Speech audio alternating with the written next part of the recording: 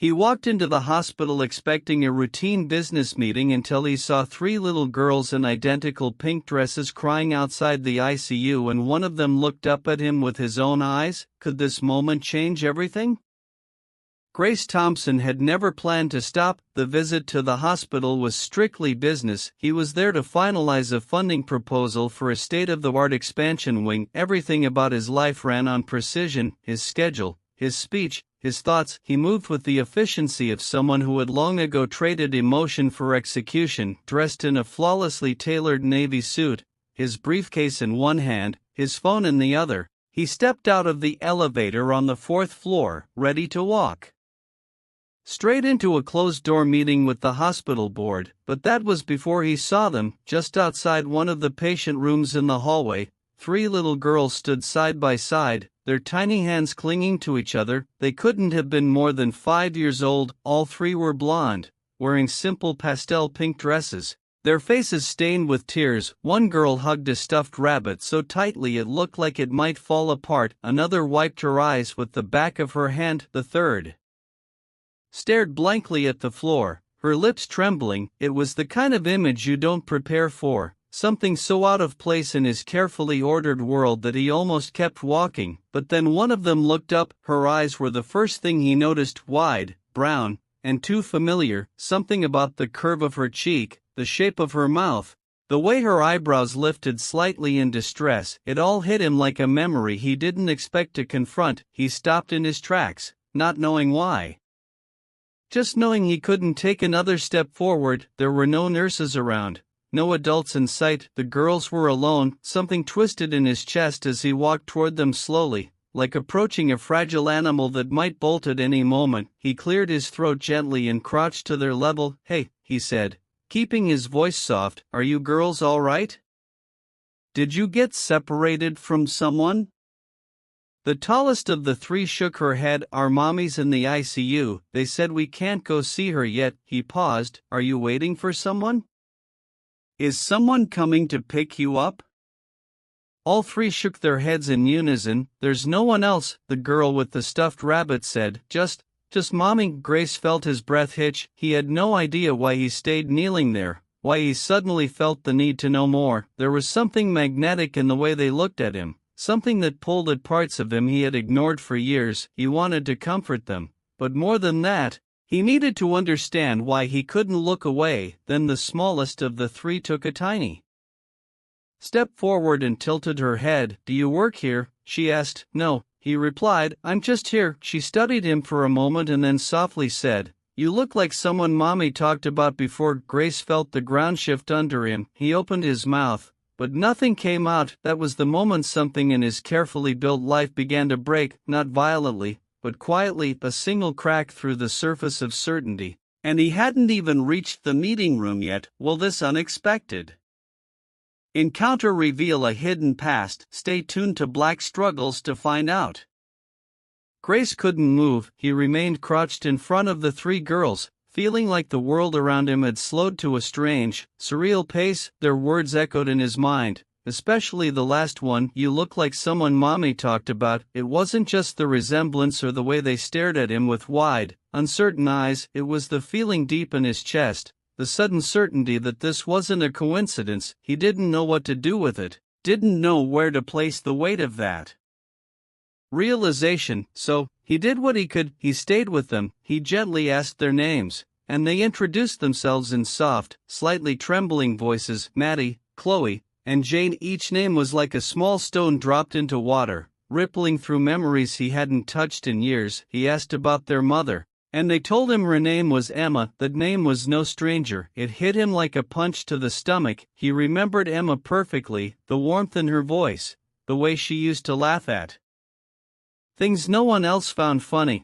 how she had once looked at him like he was the only man in the world. They had shared something real, something brief but unforgettable, and then she had vanished. They hadn't spoken in 5 years. He had searched once half-heartedly early on, but work had swallowed him whole, and he had let her memory drift further and further away until now, until these three girls, who looked like they might carry pieces of him in their faces, were standing in a hospital hallway with Nowhere to go, Grace stood slowly and glanced around. Still, no staff had come to check on the girls. He felt an unfamiliar frustration build inside him. How could no one be helping them? He pulled out his phone and walked to the nurse's station. When he got the attention of the woman behind the counter, he kept his voice steady but firm. "There are 3 children alone in the hallway outside ICU room 402, he said. "They've been waiting there for who knows how long. Can someone check on them?" The nurse blinked, then looked toward the corridor. "Oh yes, that's Emma Rivers' room. The girls have been waiting most of the day. We've been short-staffed, and since they weren't technically patients," he didn't let her finish. "They're 5 and they're terrified. Someone needs to be responsible for them." She gave him a slightly defensive nod. "I'll notify the social worker." But Grace had already turned back. He didn't need someone else to step in. He couldn't explain it, but he felt something shift inside him, a sense of urgency mixed with responsibility. It wasn't charity, it wasn't guilt, it was something far deeper. When he returned to the girls, they were sitting on the floor now, holding hands, huddled close. He crouched again, this time more slowly. "Your mom," he said gently. "She and we knew each other a while ago." Chloe, the middle girl, tilted her head. "Are you a friend?" "I think I used to be," he said quietly. "Mommy never talks about friends anymore." Maddie added, "Only work and bedtime stories." Grace felt something inside him crack again. They talked a little more about their favorite cartoons, their favorite colors, and what they missed about home. None of them cried anymore, but they still clung to one another as if letting go would shatter the fragile safety they'd built in that hallway. When the social worker finally arrived, a kind woman with tired eyes and a clipboard, Grace stood to meet her. She asked who he was, and for a brief moment, he didn't know what to say. "I'm someone who used to matter to their mother," he said, "and I think I might matter to them, too." He stayed while the girls were taken to a small waiting room with toys and juice boxes. He gave his number to the social worker and asked for updates. He wasn't sure what would come next, but one thing was clear: he wasn't walking away, not from Emma, not from these girls, not from the life that had just reappeared without warning and demanded to be faced. The hours that followed passed in a haze for Grace, but everything inside him remained sharply alert. He hadn't returned to his meeting. The thought of discussing funding proposals while Emma lay unconscious in intensive care and 3 little girls waited alone in a side room felt almost grotesque. Instead, he spent that day and the next trying to understand what had happened to the woman he once knew and the life that had unfolded in his absence. He learned from the social worker that Emma had been admitted the previous night following a sudden medical crisis. Details were sparse, but the seriousness was clear. She was unconscious and stable, but in critical condition. No other relatives had been listed, no emergency contacts, just the children. Just Emma. It was the detail, no one else, that haunted him. Grace had spent the past 5 years believing Emma had chosen a life without him, that whatever they'd shared had been fleeting or not enough, but now he was beginning to wonder if her silence had come from something else: fear, protection, or sacrifice. He thought back to how their relationship had ended. It wasn't a fight or betrayal, it was a slow drift caused by the growing gap between her quiet world and his corporate climb. She had said goodbye in a note, one he barely had time to read at the time. He remembered her writing that she needed something real and steady and that she hoped he would someday find it too. He hadn't, not until now. That afternoon, he stood in the hallway again, this time outside Emma's room with the steady beep of monitors faintly audible through the door. A nurse allowed him in for a few minutes. Emma looked so small in the hospital bed. Her blonde hair was damp around her temples, her skin pale, her breathing slow and mechanical. He walked in slowly as though entering a church. He sat beside her, unsure if she could hear him. "I don't know what happened to you," he whispered, "but I think I finally understand what happened to us." He hesitated, then reached for her hand, gently wrapping his fingers around hers. "There are 3 little girls down the hall who look so much like you. It hurts, but they look like me, too. I don't know why you didn't tell me. I don't even know if you wanted to, but I met them. Maddie, Chloe, Jane. They're brave, scared, smart. They waited for you all day without complaining. I've never seen anything like it." His throat tightened. The words came slower. "Emma, I think they're mine, too." He didn't expect a response, but he saw her fingers twitch slightly beneath his. Maybe it was a reflex, maybe it wasn't. Either way, it was enough to make him stay another hour just sitting there telling her about everything she'd missed, how cold the hallway had been, how Chloe had tried to explain her dream to him in full detail, how Maddie had stood in front of her sisters like a little soldier, and how Jane had quietly clung to the bunny the entire time. Without saying a word, when visiting hours ended, he returned to the waiting room where the girls sat with coloring books and juice. He brought them dinner, sat on the floor with them, and listened to their stories about their mom, how she always kissed them in the same order, how she sang made-up songs when the lights went out, how she whispered always, always when they asked if she would ever leave. They talked about bedtime rituals, their favorite toys, the tiny apartment they lived in. The more he listened, the more he saw the gaps his absence had left, the more he realized how much he had missed. At one point, Maddie looked at him with wide eyes and asked, "Did you love our mommy?" He paused, caught off guard by the directness, then he nodded slowly. "Yes, I did very much." "Do you still?" she asked. He thought about it, thought about what love meant now after everything. "Yes," he said finally, "maybe more than I ever did before." That night, after the girls had fallen asleep on a couch in the family waiting area, Grace sat alone in the corner of the room. He stared at the wall for a long time, then took out his phone and called his assistant. "Cancel everything for the next 2 weeks, he said. There was a pause on the other end. "Sir, you have." "I know," he said. "Cancel it anyway." He ended the call and looked back at the girls curled together like petals of the same flower. He had made his choice, and this time he wasn't going to miss what mattered. Will Grace's new role as a father bring healing to this fractured family? Keep watching Black Struggles to see. The next morning, Grace arrived at the hospital before sunrise. The hallways were dim and quiet, filled only with the soft shuffle of nurses changing shifts and the distant hum of machines keeping patients stable. He walked with purpose, but without rush, stopping first at the waiting area where the girls had slept the night before. They were still there, tangled together beneath a hospital-issued blanket, their cheeks flushed with sleep, and their little arms draped over one another like they couldn't rest unless they were touching. Grace stood in the doorway and watched them, something deep inside his chest tightening with a kind of protective ache he had never known. He had made decisions his entire life based on logic and returns, but this was different. This was something his heart understood before his mind could even form the words for it. He left a note with a nurse letting them know he would be back soon and then walked down to the ICU. Emma's condition hadn't changed.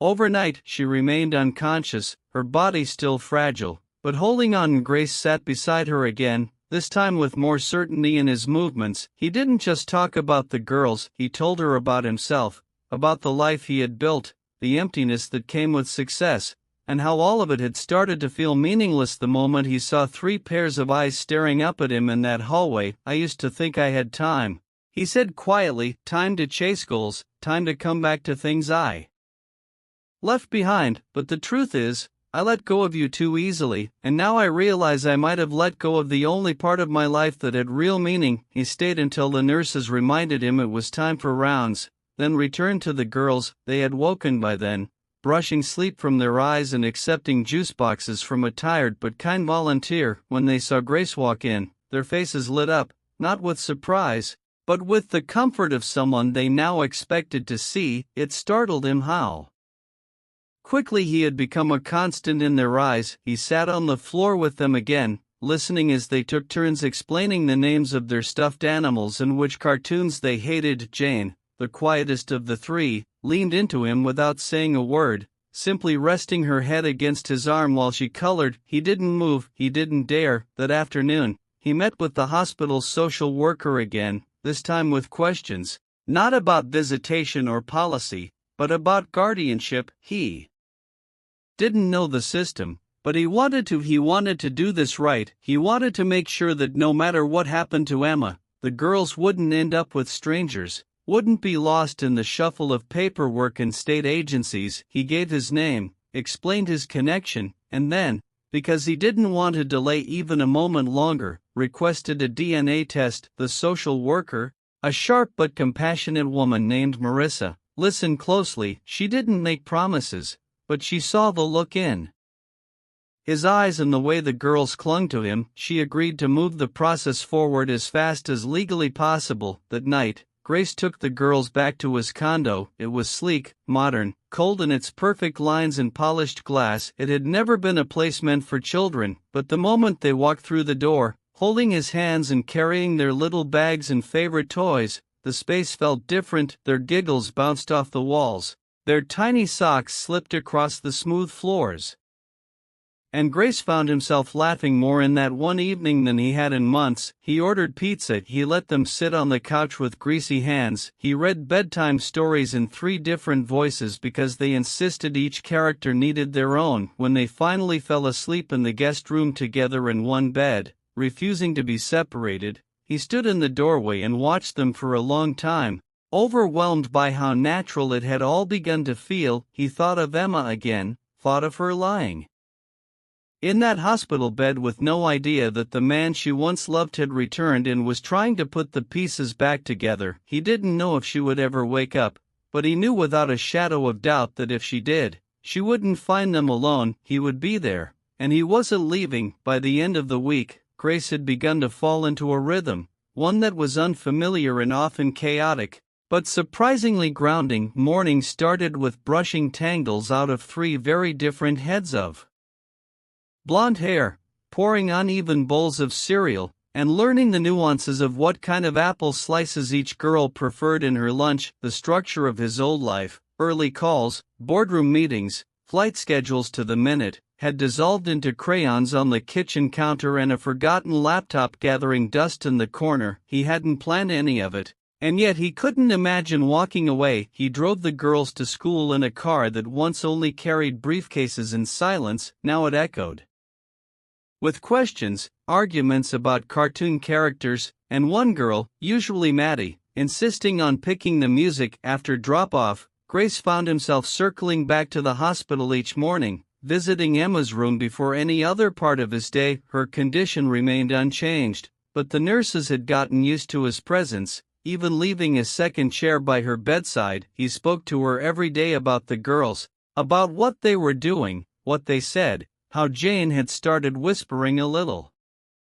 more, how Chloe had told him he didn't know how to fold clothes the right way, but that it was okay because you're trying. He told Emma that he missed her in a way that had nothing to do with romance and everything to do with the emptiness that had grown inside him over the past 5 years. He admitted how scared he was to be raising children he hadn't known existed, and how despite that he had never felt more certain about anything in his life. Her hand never moved, her eyes never opened, but he stayed anyway. One afternoon, after picking the girls up from school and helping them with their crafts at the dining table, he sat with Marissa, the social worker, to review the results of the DNA test. The proof was printed on a thin white page, stark and undeniable. He was their biological father. She handed it to him with a look that said she expected more of a reaction. But Grace only nodded. The test hadn't told him anything his heart hadn't already accepted. He had known it in the way Chloe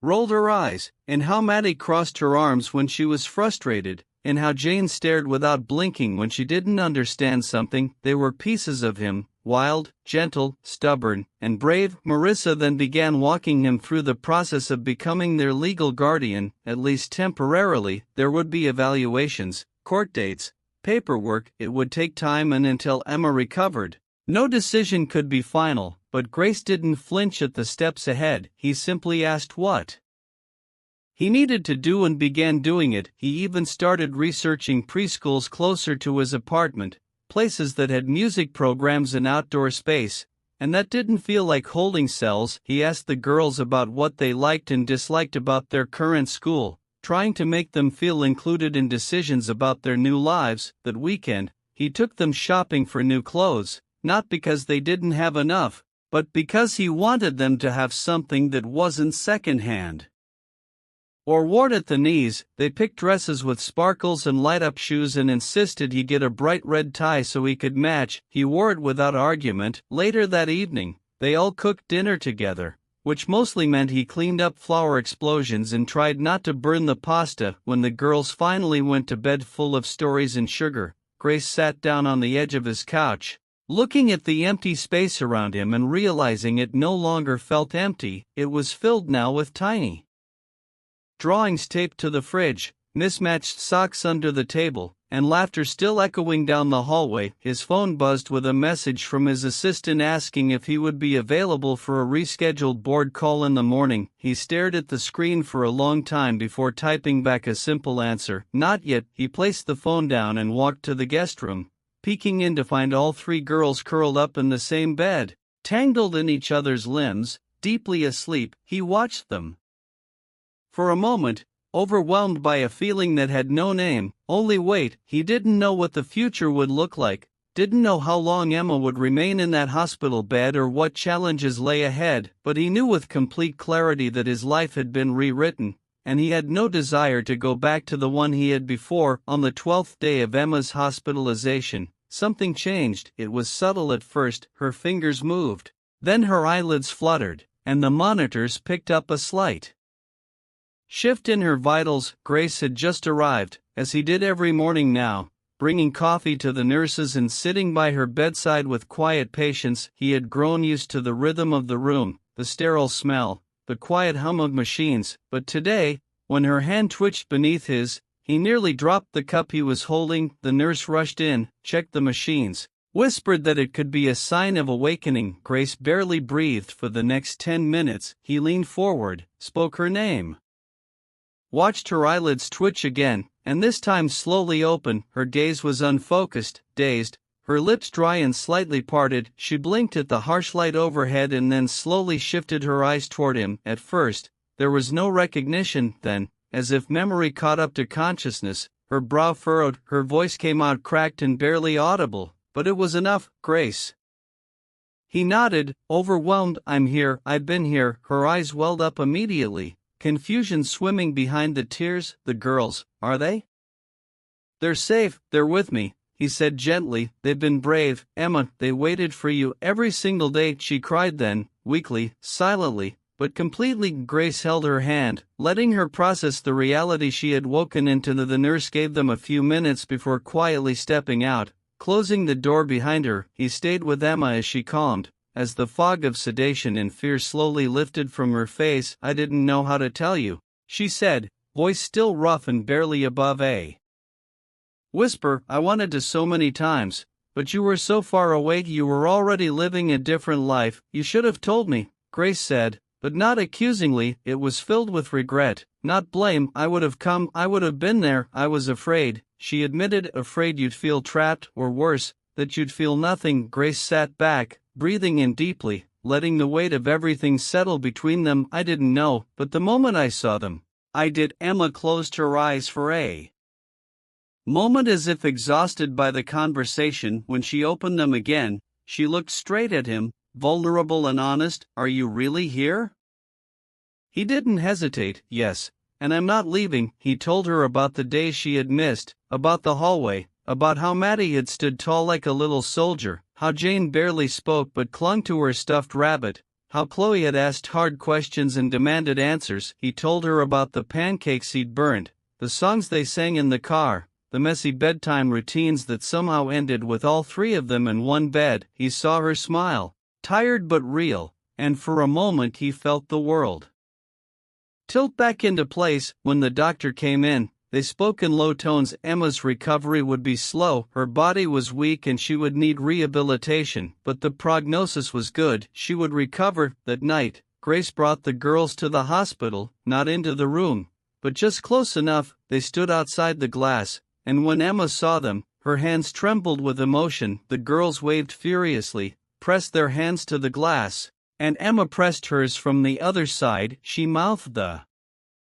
words, "I love you," and all three girls did the same back. Maddie held up a drawing they had made that morning for stick figures holding hands beneath a house with the sun in the corner. It said, "Home," in big, shaky letters. Emma cried again, and so did Grace. When they left the hospital that night, the girls were quiet in the car, holding his hands from the back seat. He looked at them in the mirror and said, "Your mommy's going to be okay?" Chloe asked. "And us?"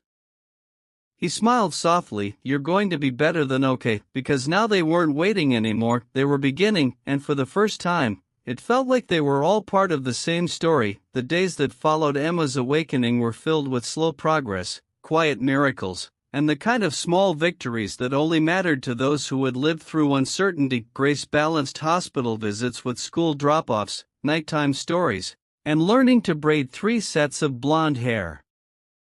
Imperfectly, but with effort that the girls never failed to praise. He had always thought multitasking meant juggling high-stakes deals and managing corporate crises. Now he understood that true multitasking was holding a sick child in one arm while flipping pancakes for 2 others who refused to eat them unless they were shaped like stars. Emma's recovery moved steadily. She began speaking with more clarity, sitting up for short stretches, even requesting to read notes the girls had written for her.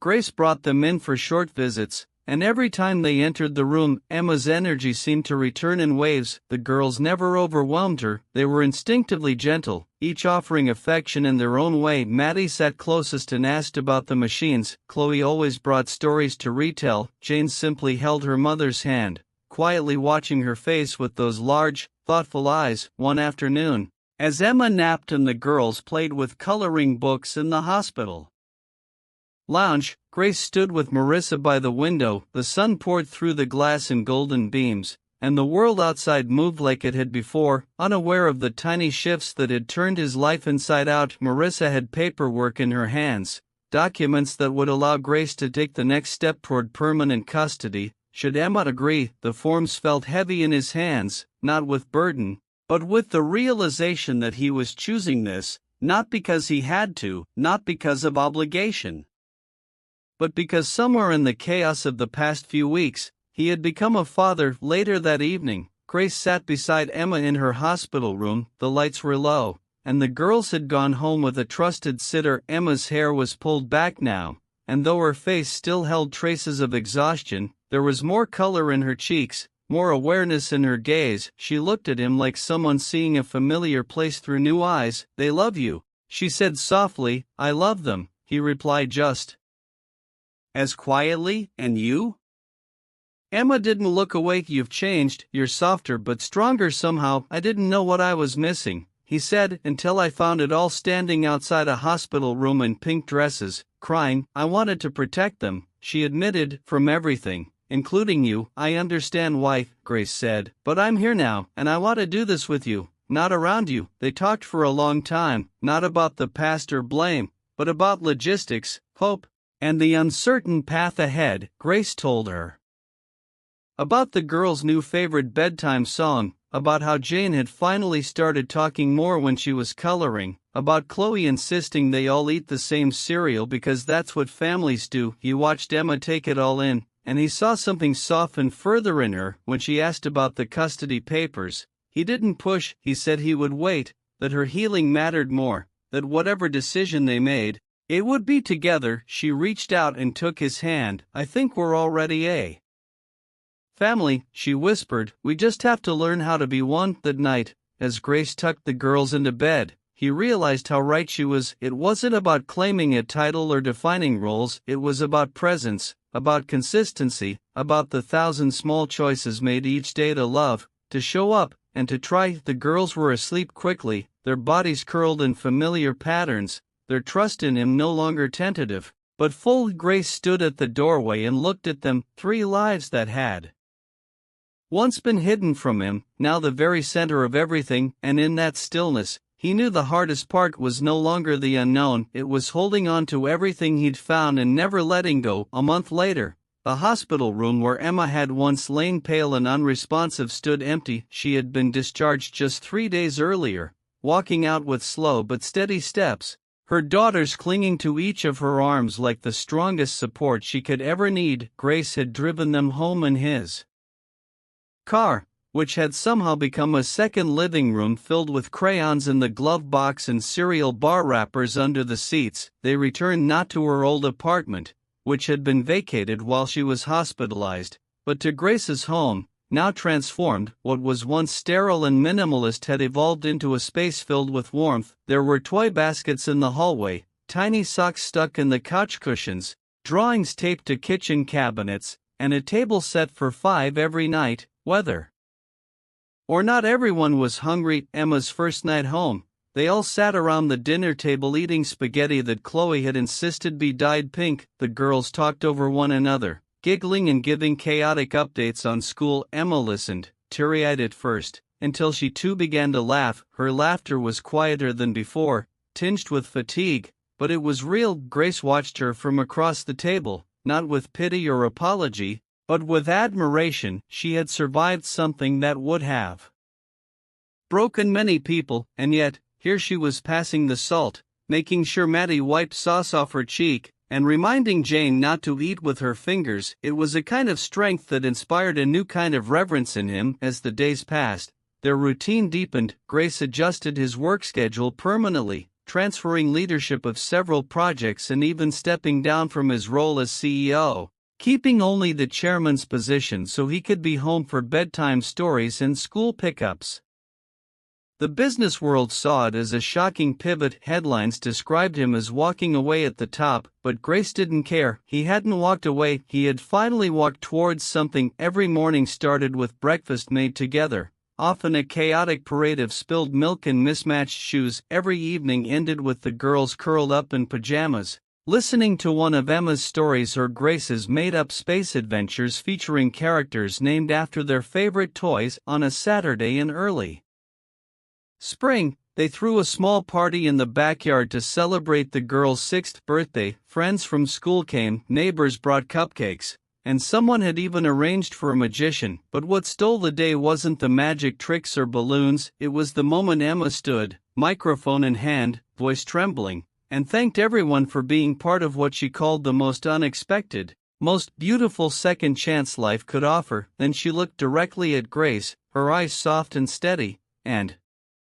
said, "And thank you for finding us when we didn't even know we were looking to be found." Later that evening, after the guests had gone and the girls were asleep, surrounded by wrapping paper and glittery crowns, Emma and Grace sat outside on the porch beneath a string of lights. The night air was warm, the kind that settles in your skin like memory. They didn't speak for a while, just listened to the crickets and the faint sound of wind moving through trees. Finally, Emma turned to him. "Do you ever wonder what would have happened if we'd stayed in touch?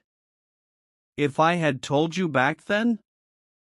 He shook his head, not with regret, but with clarity. "We might have had a version of this sooner, but maybe it wouldn't have been this version, and I like this one. It's messy and hard and completely out of my control, but it's ours." She nodded, leaning her head on his shoulder. "You're not the man I left." He smiled and took her hand. "And you're not the woman who walked away." They stayed that way in silence for a long time, watching the house that now held the 4 people who had become his entire world. The laughter, the challenges, the noise, the quiet, it was all real, and it was theirs. Inside, taped to the fridge among the drawings and reminders, was a piece of paper written in colored marker by the girls earlier that week. It read in uneven, joyful letters, "Home is everyone being together always." And in that moment, Grace knew they weren't just a family, they were a miracle rebuilt from pieces he never knew he had lost, and he would spend the rest of his life making sure it never fell apart again. From an author's perspective, the ending of this story feels not only emotionally satisfying,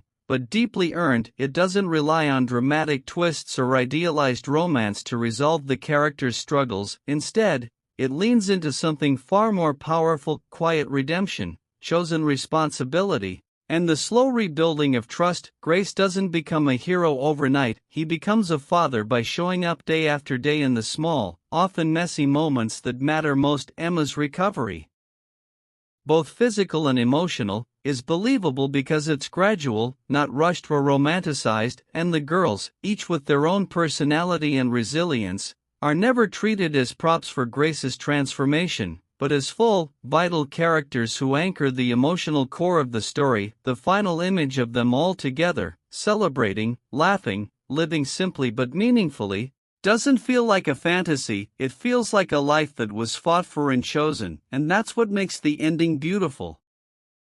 It's not about everything being perfect, it's about finally being real. If this story touched your heart, let us know in the comments below, and don't forget to like and subscribe to Black Struggles to help us share more stories of healing and hope. We'll see you in the next one.